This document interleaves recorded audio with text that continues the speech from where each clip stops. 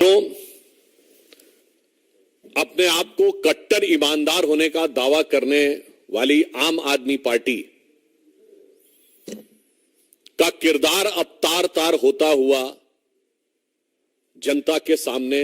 नजर आ रहा है। पहले उनकी सरकार के एक मंत्री श्री सत्येंद्र जैन भ्रष्टाचार के आरोप में जेल गए, जिन्हें न्यायालय से जमानत नहीं मिली। फिर एक स्टेप और ऊपर गया,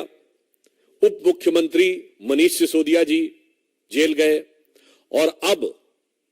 आम आदमी पार्टी के संसदीय दल के नेता श्री संजय सिंह, कोई सामान्य व्यक्ति नहीं है, संसदीय दल के नेता हैं, leader of the parliamentary party,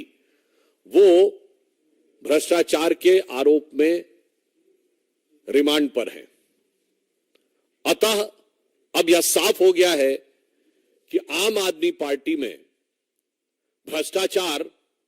एक आम बात होती चली जा रही है और उसे नित नए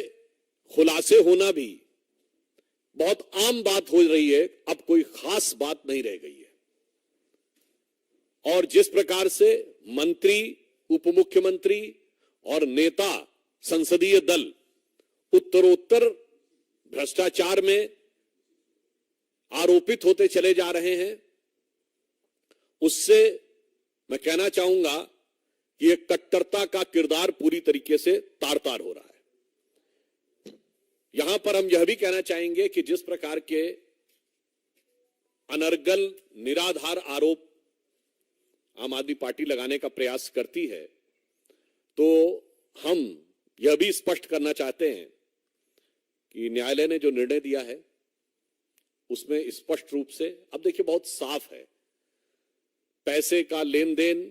चुनाव में उसका प्रयोग और उससे गंभीर बात है, साक्ष्य ये आए हैं कि पॉलिसी में चेंज इस आधार पर किया गया है और यह चेंज नीतिगत है। नीतिगत है तो इसका मतलब पूरी पार्टी इसमें इन्वॉल्व है, विषय सिर्फ संजय सिंह जी का नहीं है। इसका मतलब हो गया कि नीतिगत निर्णय में पूरी पार्टी इन्वॉल्व है और मुझे लगता है यह शराब का घोटाला तो इनके लिए वैसा बनता चला जा रहा है कि एक तरफ इन्होंने पॉलिसी विड्रॉ की,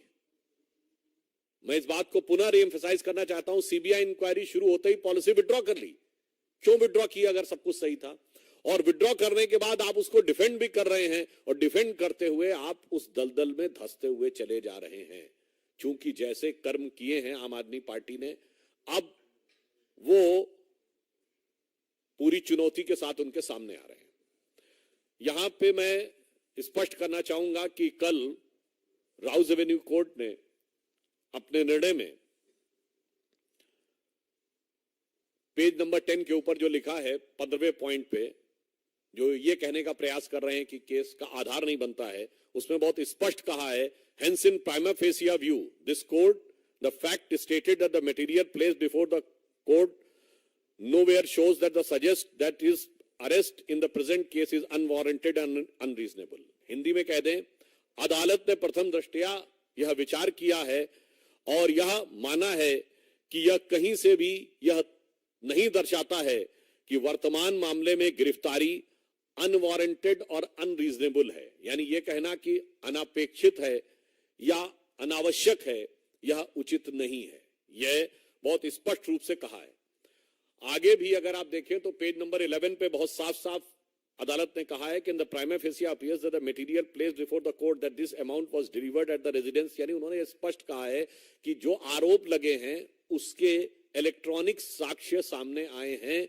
कि आरोपी और नेता की भेंट हुई है। भेंट होने के बाद जो आरोप है पैसे की डिलीवरी का, वह भी इलेक्ट्रॉनिक साक्ष्यों के साथ मेल खाता हुआ नजर आ रहा है। अब मैं आपसे एक और पॉइंट कहना चाहूंगा कि जजमेंट के पॉइंट नंबर 13 को अगर आप पढ़ें पेज नंबर 12 पे, तो उसमें अंतिम